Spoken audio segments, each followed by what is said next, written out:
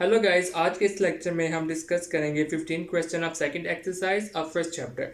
और 15th question है factorise the following. मतलब हमें तीन पोर्शन दिए गए हैं इस क्वेश्चन में और हर पोर्शन में हमें कहा जा रहा है कि इसकी फैक्टराइजेशन करें। सबसे पहले मैं आपको बताऊंगा व्हाट इज फैक्टराइजेशन। फैक्टराइजेशन होता है किसी भी नंबर के फैक्टर्स बनाना। अब फैक्टर्स क्या होता है?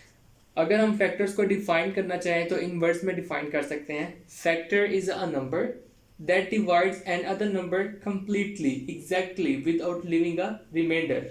मतलब अगर हमारे पास नंबर है 12 तो हम कह सकते हैं 2 इज द फैक्टर ऑफ 12, क्योंकि अगर हम 12 को 2 से डिवाइड करेंगे तो हमारे पास आंसर आएगा 6 और रिमाइंडर आएगा 0।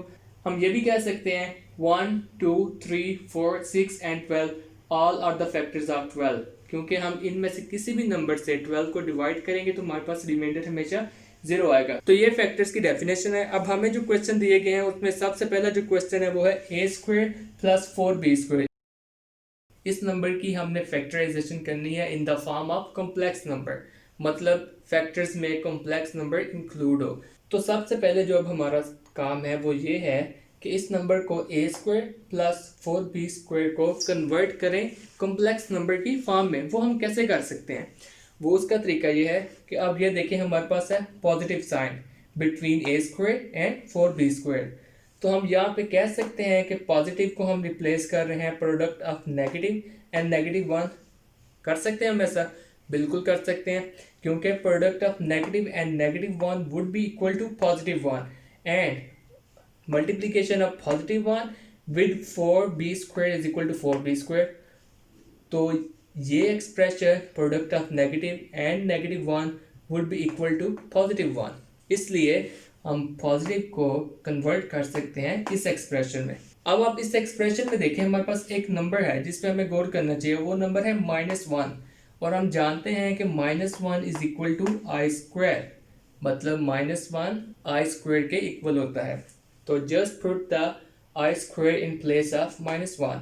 Now we have new expression that is equal to a square minus I square 4b square। अब हमारे पास ये न्यू एक्सप्रेशन है। अब देखें यहाँ पे a का स्क्वायर है, यहाँ पे i का भी स्क्वायर है, यहाँ पे b का भी स्क्वायर है, दरमियान में सिर्फ 4 है जिसका स्क्वायर नहीं। लेकिन हमें इस बात का पता है कि 4 is the complete square of 2। मतलब अगर हम 2 का स्क्वायर लें तो हमारे पास क्या आएगा 4, मतलब जो 4 है वो 2 का स्क्वायर है।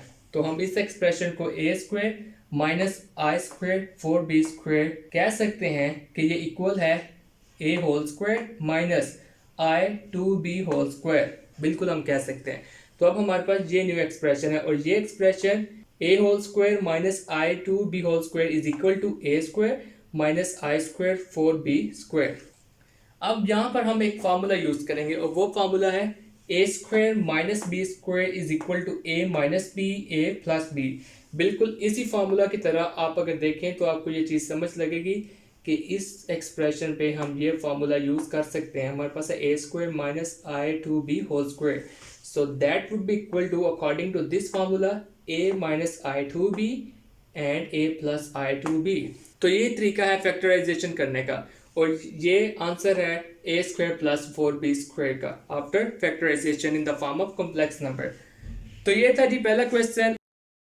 अब हम क्वेश्चन डिस्कस करेंगे second portion of 15 question, that is 9a square plus 16b square. इसकी भी हमने फैक्टराइजेशन करनी है कॉम्प्लेक्स नंबर की फॉर्म में। तो let discuss how we can do this. Again सबसे पहले तो हम इस नंबर को कॉम्प्लेक्स नंबर की फॉर्म में कन्वर्ट करेंगे। तो उसको हम कैसे कर सकते हैं? ये पॉजिटिव है तो इसे हम कह सकते हैं that would be equal to product of -1 and -1। तो अब हमारे पास जो न्यू एक्सप्रेशन है वो है 9a square minus into -1 into 16b square. मैं आपको दोबारा बता रहा हूँ, मैंने आपको फर्स्ट क्वेश्चन में बताया था कि product of negative and -1 would become positive, और अगर इसको हम मल्टीप्लाई करेंगे तो हमारे पास दोबारा ये वाला एक्सप्रेशन आ जाएगा। तो इसका मतलब है इस एक्सप्रेशन को यूज़ करने में हमें कोई मसला नहीं। अब हमें यहाँ पे -1 नज़र आ रहा है और हमें पता है कि -1 आई स्क्वायर की वैल्यू है। सो हमने जस्ट आई स्क्वायर पुट करना है in place of -1 and we will have new expression that is equal to 9a square minus I square 16b²। अब यहाँ पे 9 जो है वो 3 का कंप्लीट स्क्वायर है, 3 स्क्वायर इज इक्वल टू 9, और 16 जो है वो 4 का कंप्लीट स्क्वायर है, 4 स्क्वायर इज इक्वल टू 16। तो हम कह सकते हैं 9a² is equal to 3a² and i square 16b² is equal to I4b²। अगर आप इसका स्क्वायर लेंगे इस वाले I4b का तो आपको ये मिल जाएगा आई स्क्वायर 16b², और अगर आप 3a का स्क्वायर लेंगे तो आपको ये मिल जाएगा 9a²। तो अब हमारे पास फाइनल जो एक्सप्रेशन है वो ये है 3a² माइनस I4b²। अगेन हम एक फार्मूला यूज़ करेंगे और वो फार्मूला है a² minus b² is equal to a minus b into a plus b. अब ये फार्मूला याद कर लें, ये फार्मूला इंतहाई अहम है इन क्वेश्चंस के लिए। अब ये देखिए हमारे पास a ये है 3a, b ये है I4b। So 3a² minus I4b² would be equal to 3a minus I4b into 3a plus I4b। तो अब ये देखें ये दो फैक्टर्स बन गए इसके 9a² प्लस 16b² के इन the form of complex number. तो ये तरीका है फैक्टराइजेशन करने का। अब हमारे पास 15 क्वेश्चन का सिर्फ एक क्वेश्चन बचा है, वो है third question, that is equal to 3x² plus 3y²। और इस क्वेश्चन को आप खुद सॉल्व करने की कोशिश कीजिएगा। मेरे ख्याल से ये क्वेश्चन आपसे सॉल्व हो जाएगा। अगर फिर भी आपसे ये क्वेश्चन सॉल्व ना हुआ और आपको कोई मसला पेश हुआ तो आप कमेंट सेक्शन में लिख के बता दीजिएगा, हम इस क्वेश्चन को भी डिस्कस कर लेंगे।